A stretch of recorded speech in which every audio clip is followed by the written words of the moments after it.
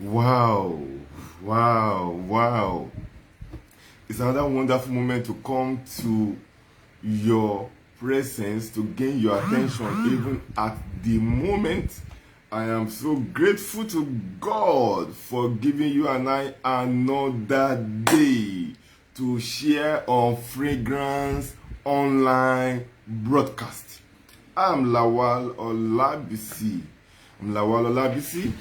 The lead pastor of the Fragrance Church here in Lagos, Nigeria, and also the president of Fragrance Global Community, now also here in Lagos, Nigeria. I'm glad to come your way even at the moment in this Fragrance Online broadcast, and I bless the name of the Lord for the privilege He has been giving, you and I to be able to be partakers, of His blessing and to experience His grace at the same time. The Lord indeed has been so faithful. Last week experience what was out of this world. I've had so many people sharing their experiences with me, testifying of how the Lord reconstruct their fabric, and I actually appreciate God for it. Can you imagine such revelation that if God's interest becomes your delight, then His divine presence is guaranteed over you? And then we are also made to understand at the same time that God's presence is a performer. That inspiration, that revelation never stop ringing in my mind, that God's presence is a performer and is there to perform God's agenda, not human agenda. Is there to perform, the interest of God in your life. And then if the interest of God in your life is being taken care of by you, then manifest presence of God is guaranteed. Hallelujah. God is so wonderful, and I'm so glad even with that revelation. So much more shall He revealed unto us even today as we continue in this season of undeniable increase. Personally, I have a testimony of divine presence. What's supposed to cost us, hundreds of thousands per month, was given to us on the platter of gold by His grace. As a matter of fact, when my wife and I, went towards, the making physical, aside from this online presence, of the Fragrance Global Community and also, the Fragrance Church, we went. It's like God has prepared the table before us. He has laid the, red carpet for us, and we were ministered to at the same time, and then everything was taken care of by God. To God alone be the glory. That alone makes anyone that is going to hear this testimony to know that when God's interest becomes your delight, He performs His interest in your life, and also His manifest presence is guaranteed. And to God alone be all the glory.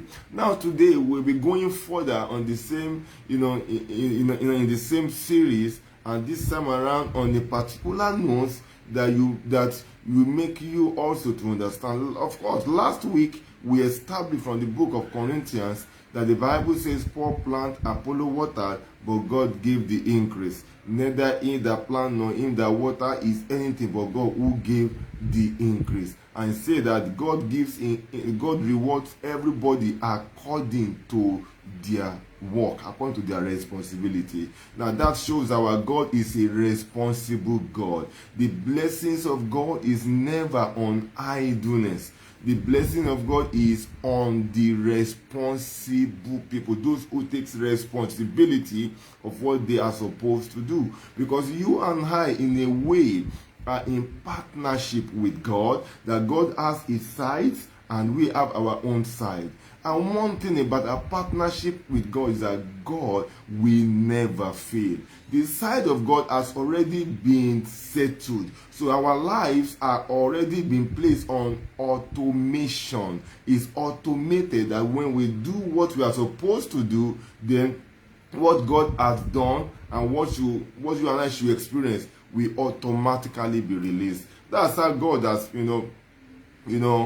arranged our lives. And then we need to understand that aside from the fact that God gives the increase, He still gives the increase based on our responsibility, based on how committed we are to the increase. So we'll be continuing even with respect to that, even right now, as we as we go deeper into how we can actually make undeniable increase a continuous experience. Now, so I'll be narrowing on making increase your lifestyle.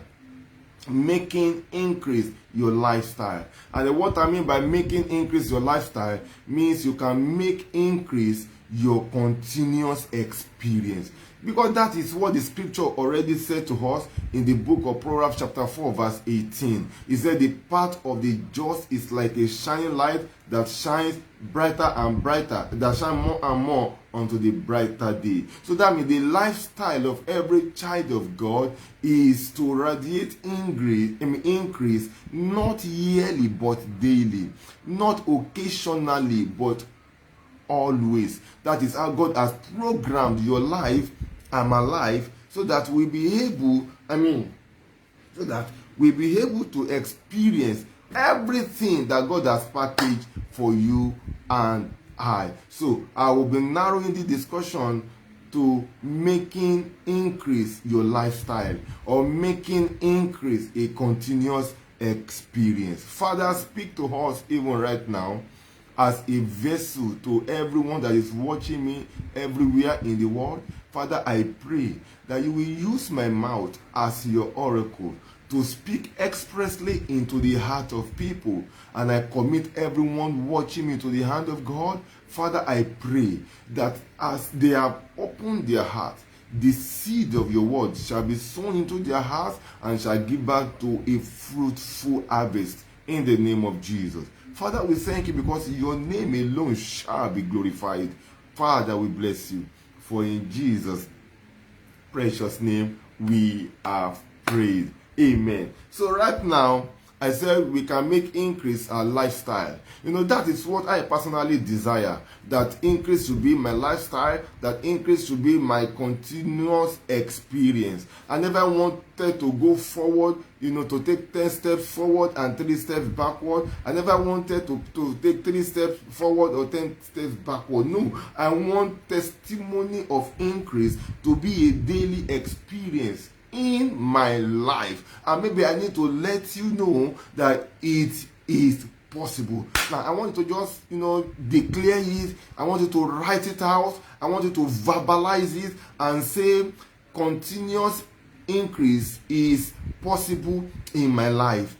I shall increase continuously every day and every time I am going forward. Forward ever, backward never. Now, the more you make such assertive statement, the more it becomes real in your life. And that's what I'm here to discuss with us by the Spirit of the living God, so that you and I will be able to know how to actually live a life without going backward. Now, I'm privileged to have had some experiences which are not palatable at the same time. Now, I'm saying I'm privileged to experience it so that times like this will come for me to be able to stand on my ground by the Spirit of the Lord and teach you and release to you what you need to do, that you can regain your life all over again, gather your broken pieces and progress. And that's what is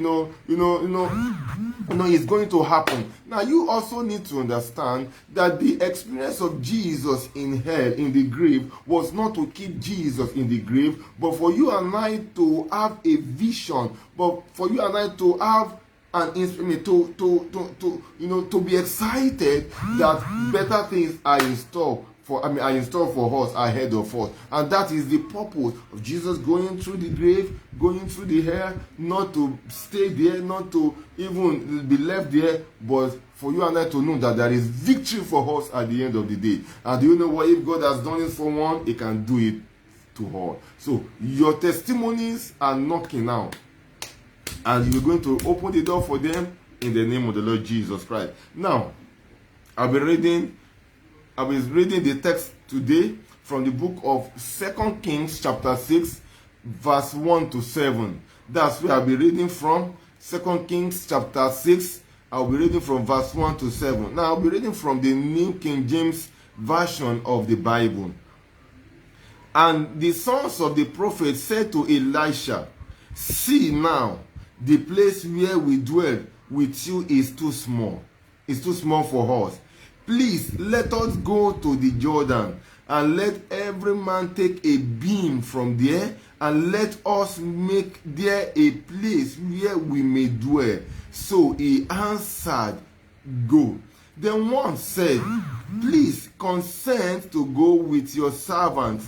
And he answered, "I will go." So he went with them, and when they came to the Jordan, they cut down trees. But as one was cutting down a tree, the iron axe head fell into the water, and he cried out and said, "Alas, master, for it was borrowed." So the man of God said, "Where did it fall?" And he showed him the place. So he cut off a stick and threw it in there, and he made the iron float. Then he said, "Pick it up for yourself." So he reached out his hand and took it. May the Lord bless the reading of His word in the mighty name of the Lord Jesus Christ. This is a story of Prophet Elisha, and the sons of prophet. They were staying with him, and the Bible made us to understand that after some times they woke up to their senses that where we are staying is too small for us. Maybe you are where you are, and then when you say you are more than this, the people around you think you are too ambitious, that you are too wishful, that you demand for a status that is not even part of your identity. Now I want you to know that having a desire for increase is not demonic. Having a desire to be better than this, to grow more than this, to be more than this, is not satanic. Now you need to understand that in the scripture, and the scripture has already established it in the book of Proverbs chapter 4 verse 18, that the path of the just like a shiner that shines brighter and brighter. So you need to understand that your life is destined to be progressive. Our God is a progressive God. Our God is a God of better experiences. So that you know a part of Him today does not mean that you can be caged in the box with such experiences, because better experience is meant for you even next time you meet one-on-one with God. The scripture made us to understand from the book of creation, Genesis chapter 1. If you start reading from verse 1 to the end of the chapter 1, the Bible made us to understand that when God started creating the heaven and the earth and everything He created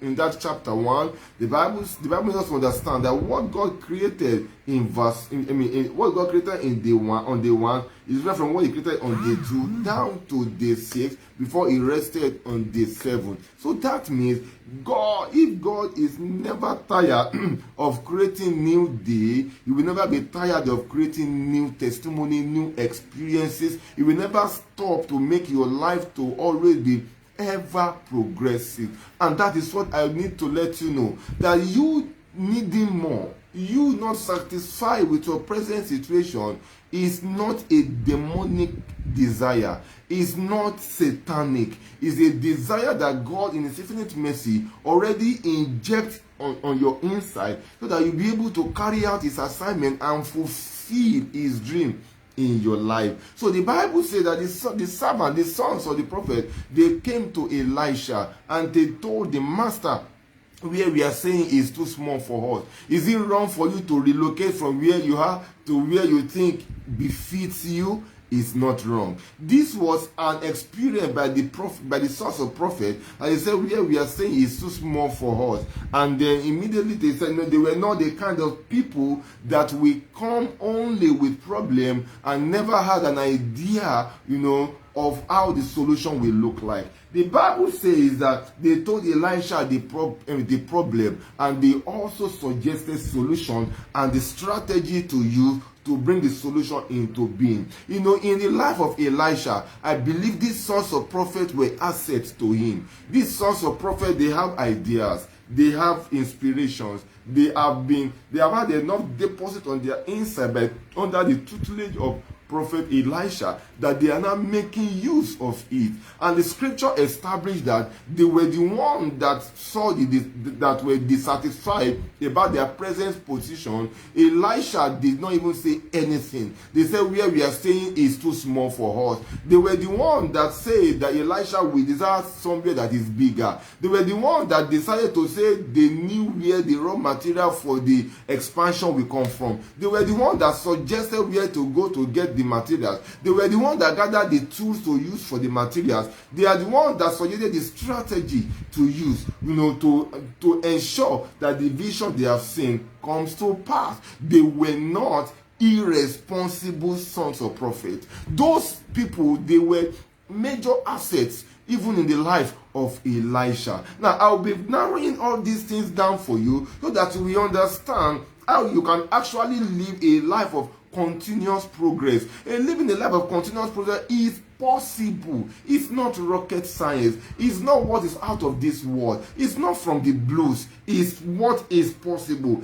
It has happened before in the scripture and also in our lifetime. It can happen to you even now, right now, if you only take the time to follow the wisdom as the Holy Spirit is unveiling it.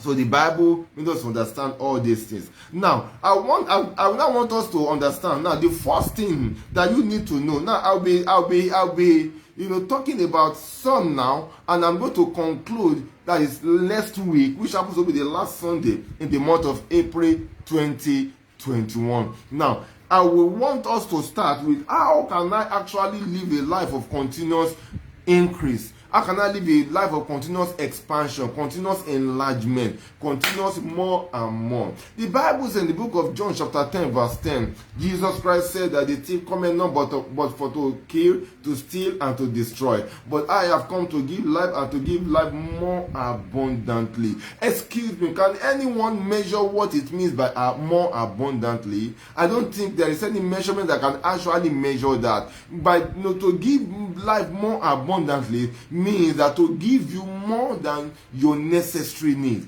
That's what the Bible is making you and I to understand. Now, I'll be starting with, I'm going to discuss 3 with us today, and I will continue, and end this particular series next Sunday. So don't miss it at all. It's going to be prophetic. It's going to be unimaginable. There's going to be dangerous declaration, which I believe is going to be a blessing to your life. Now, number one thing to know that you need to do to make your life to be on autopilot of continuous increase is see the picture of increase before it comes. See the increase before it comes. In the book, of course, in the scripture, that is 2 Kings chapter 6 verse 1. The Bible says, and the sons of the prophet said to Elisha, see now, the place where we dwell with you is too small. Is too small. Now, for them to know that it's too small, it means that they have seen the increase. They have seen a bigger space, even more than that. You see, if you have not seen a better place, if you have not seen a place better than where you are, then you may not have any dissatisfaction towards where you are. You see, anytime you have dissatisfaction in where you are, it means that you have sighted a better place. Now, when God wants to change the life of Abraham, he took him out in a particular day of the night and and he asked him to start counting the stars. Because why? God wanted him to see multitude of generations so that he will be able to believe what God has told him. So the scripture made us to understand that the sons of prophets say, see now the place. I mean, they saw where they are, and they saw somewhere that is bigger than where they were. That's why they told Elisha, see now, the place where we dwell with you is too small for us. They have seen smallness, and they know that the smallness cannot contain them any longer. And as a result of that, they got dissatisfied because they have seen beyond their present situation of smallness. So I'm talking to you, brethren. You need to understand that the moment you get uncomfortable with your present situation, something great and something better is about to be unveiled to you. And that is why the sons of prophet, they were uncomfortable with their present state, and that is why they were able to see. You know what I meant by the word see? That means they had a dream, they had a vision, they have goals, they have a purpose. There is a purpose and that they want to fulfill, and that is the purpose of enlargement, purpose of increase, purpose of amplification, multiplication. That's the purpose, and that's why they are able to capture the increase in their vision. You see, whatever you have not been able to capture in your vision may not actually become real in your life. Now, like some times ago, I was ministering in a particular location, and the Spirit of the Lord made it so clearly to me, and He said that whatever your vision cannot capture, it can become a reality. I mean, whatever your mentality cannot capture, cannot become your reality. I mean, whatever your mentality cannot capture cannot become reality, cannot become your reality. So that means if your mentality has not captured it, it has no permission to become a reality in your life. And that's what the scripture is making us to understand, that you need to see. What are you seeing? Are you seeing the promotion? Are you seeing the increase? Are you seeing the multiplication? Those of us that are still waiting mothers, are you seeing your children? Are you seeing twins? Are you seeing triplets? Are you seeing quadruplets? Are you seeing increase in your business? It doesn't matter your present experience. If you can see, then it can become a reality in your life. Because whatever your mentality cannot capture has no permission to become a reality to you. And that's what I want us to understand, that's what the mentality of the sons of prophet have captured. They have captured beyond smallness. They have captured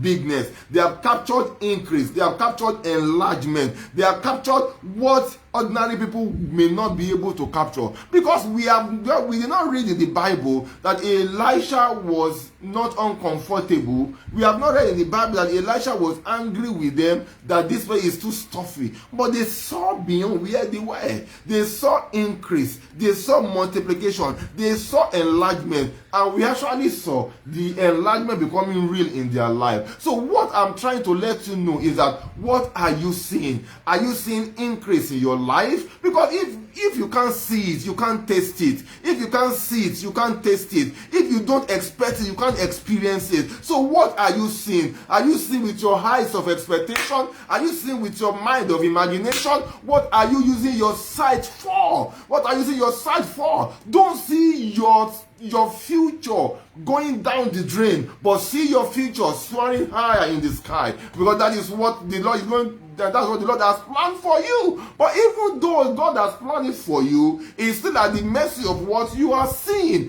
What are you seeing? That's it. So if Elisha wasn't the one that helped them to see, they saw it themselves. The best Elijah can teach them is to teach them the principle, is to enlighten them, is to expand them, but it's their responsibility to see. What are you seeing? What are you seeing? What are you seeing? You need to see positive things around you. Even in the wilderness, you can still thrive. There is water in the desert. There is a place they call oasis. That alone is where we have water. You can still remember when there was famine in the land, drought in the land. The Bible said that the children of Israel were kept in a land called Goshen. That land happened to be enjoying what I personally call covenant of exemption. So your case is not a general case. There is a mark of exemption upon you. So you need to see well, because what you see determines what you experience. So number two things that you need to see. Number two thing that you need to do, apart from what you see, because you need to see increase before it actually becomes reality. So number two things is you need to take responsibility for your desired increase. Now listen very importantly. After the sons of prophets saw increase, in 2 Kings chapter 6 verse 2, the Bible says that, please let us go to the Jordan, and let every man take a beam from there, and let us make there a place where we may dwell. So he answered, go. Now listen very importantly. There's a word dwell in verse 1. He says, see now the place where we dwell is too small. So the first dwelling place is too small. And in verse 2, he said, and let us make there a place where we may dwell. That second one is enlargement. So the Bible made us to understand that after they saw increase, before increase became reality, the Bible said that they took responsibility. Now, it is your responsibility to bring to pass, to work it out, whatever you have seen in your dream, in your goal, in your vision, in your pursuit. Very, very important. Oh my God. You see, this is one truth that you need to understand, that after the vision, after you have written down the vision, there is a place of you running with the vision. And that is a place of responsibility. Yes. That's the place of responsibility. Because after you have seen the vision, then you need to run with the vision. And that is the place of responsibility. The Bible says in verse 2, it said, please let us go to the Jordan. They took the responsibility to arise and began to initiate a move towards making what they have seen in their dreams, visions, and goals to become reality. Look, it is a thing to see a good and colorful vision, but good and colorful vision does not come to pass or does not become reality without doing something. You need to take responsibility. Get out there to the street. Get out there to the valley. Get out there to the mountain. Go to the marketplace. Go to places legitimate where you can actually inject, try your effort towards actualizing what you have seen.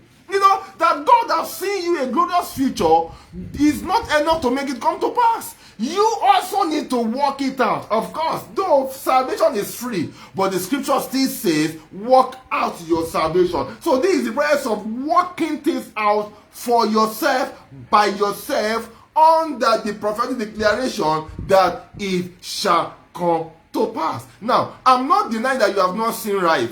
No, I'm not saying you are not seeing right. But there are countless number of people who have said right, who have seen right, but they are not working right.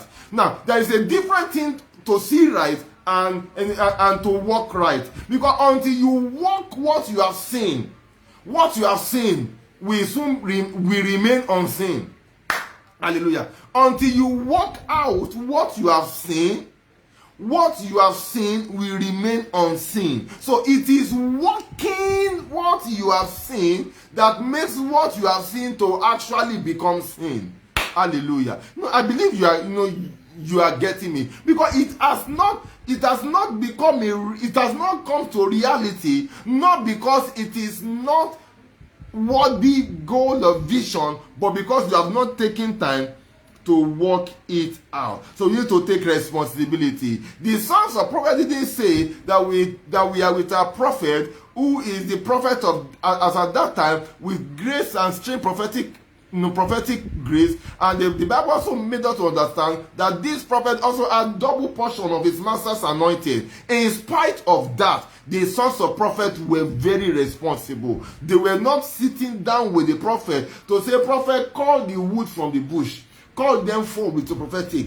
Call them forth. If the Lord can use your father to bring down fire upon a wood that is watered and started burning, and you have double of his anointing now, oh gather thee, Papa, we can rely on you. So where we are, because we need expansion, because we have seen increase, so we only need you to speak to the forest and say, wood, add wood, begin to walk, begin to come. No, Elisha was not that kind of prophet. Elisha was a responsible prophet at the same time. Elisha was the one that a widow met a chapter before this, a chapter before this, that the widow met, that he still allowed the widow to be responsible for her fortune, He said, what do you have in your house? He's going to use what you have to make available what you don't have. So that is what the scripture is making you and I to understand. And the last, number 3 for today, that I'll be stopping today, is that aside from seeing increase, and aside from taking responsibility for the increase you desire, there is need for you to go with productive partners. Yes. Productive partners, productive networks, and productive leverage. Now, I'll be reading 2 Kings chapter 6. I'll be reading verses 3 and 4. 2 Kings chapter 6. I will read verses 3 and 4. You know, the Bible says they are blessed and decide cutting. Then one said, please consent to go with us. After Elisha had given them instruction to go, one of them said, please consent to go with your servant. And he said, I will go. That means they knew that they were not enough. They needed productive partners. They needed partners to leverage. They were smart, but they needed some. You know, if you bring in people who are smarter to your network, I'm telling you, you will experience higher productivity. And that was what the son of the prophet did. It's not as Elijah will be cutting down trees with them, but they needed his presence. They needed his name. They needed his, his presence in their midst. And look at what verse 4 says. So he went with them. And when they came to the Jordan, they cut down trees. They cut down trees. That's what the Bible says. When they got to the Jordan, they cut down trees. Now, the Bible made us to understand that when they got there, they actually cut down trees. It's not as if Elisha will be cutting down trees with them. But by next week, I'm going to explain something more important to you, even in this scripture, as we continue in this series. That you will understand that it is wisdom to actually get people who are smarter than you in your team. I'm telling you, it's wisdom. You know, it's just unfortunate that some so-called leaders are not comfortable with people who are more skilled in an area than them. You see, that somebody is more skilled in an area than you does not mean that person is more skilled in every area than you. Everyone has his rank. The Bible says that each one maintains his rank. That's what the scripture says. So there is an area where you are gifted and most talented, and there is another area where all that are gifted and most talented. That's how we are a team.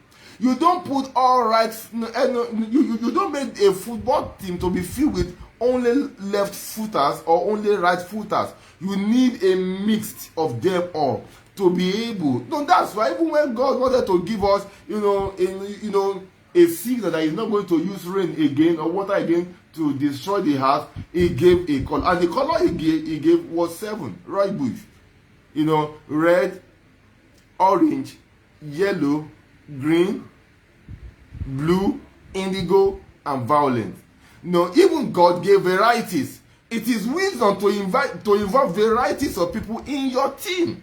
And the scripture made you and I to understand this, that when you work with teams, it makes your vision becomes real, faster than ever imagined.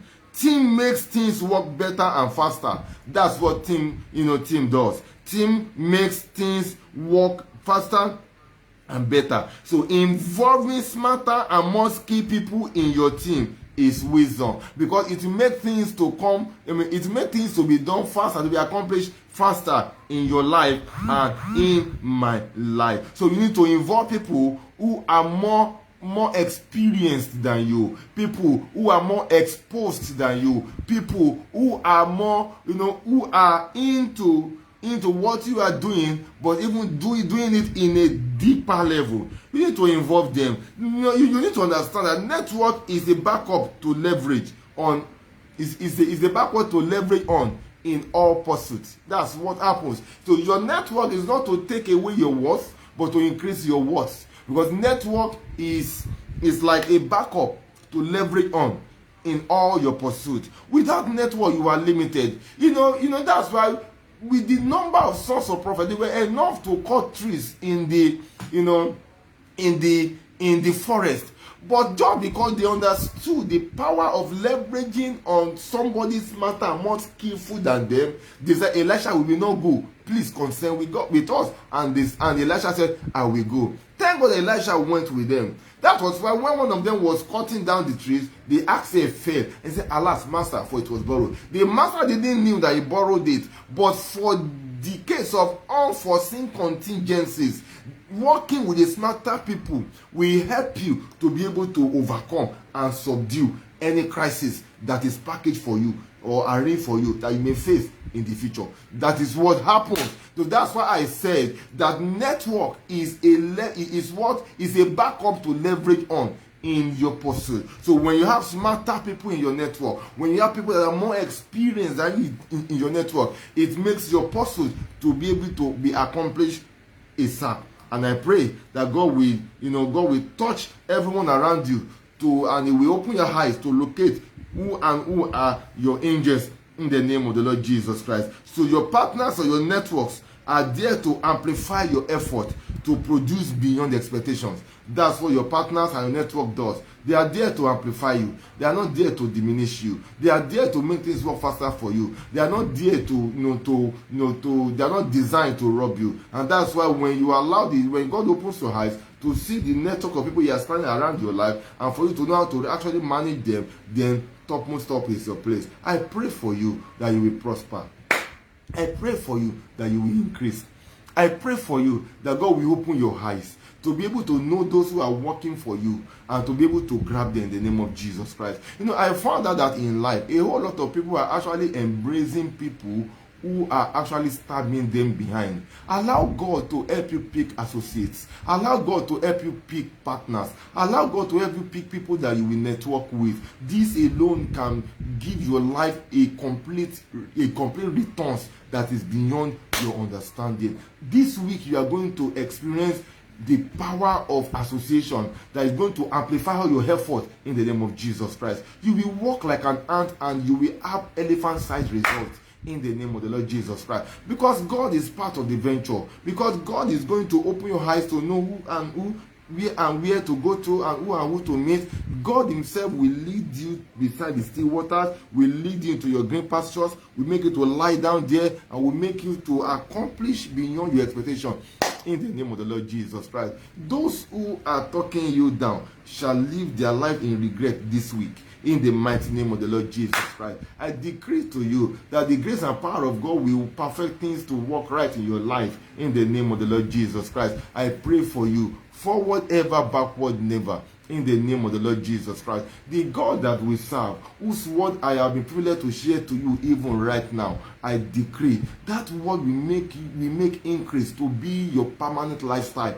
In the name of Jesus Christ. You shall live a life of increase continuously. In the name of the Lord Jesus Christ. The power of the Lord will surround you and we grant you victory over every attack designed to make your life to become stagnant. In the mighty name of the Lord Jesus Christ. Forward ever, backward never. You are multiplying, you are increasing, things are working for you. No seed you sow this way shall be a waste. In the name of the Lord Jesus Christ. God will send agents of increase around your life. in the name of Jesus Christ. I speak to every door that will be confronted with, even right now, to be open to you in the name of the Lord Jesus Christ. At the mention of his name, the Bible says, every knee shall bow, every tongue shall confess that he is Lord. The name of Jesus Christ will work miracles for you even this week in the name of Jesus Christ. Go and succeed. Go and succeed. Go and succeed and come back with testimonies. Only to the glory of the living God, and no man shall have glory in himself. Father, we thank you, we give you praise.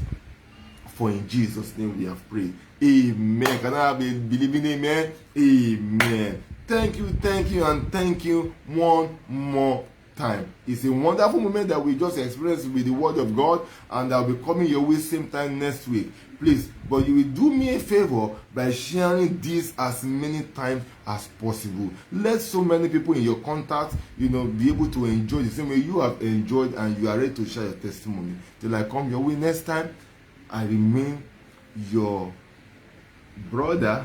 I remain the vessel that God is using to raise a community of relevance, and I believe that you are among them in the name of Jesus Christ.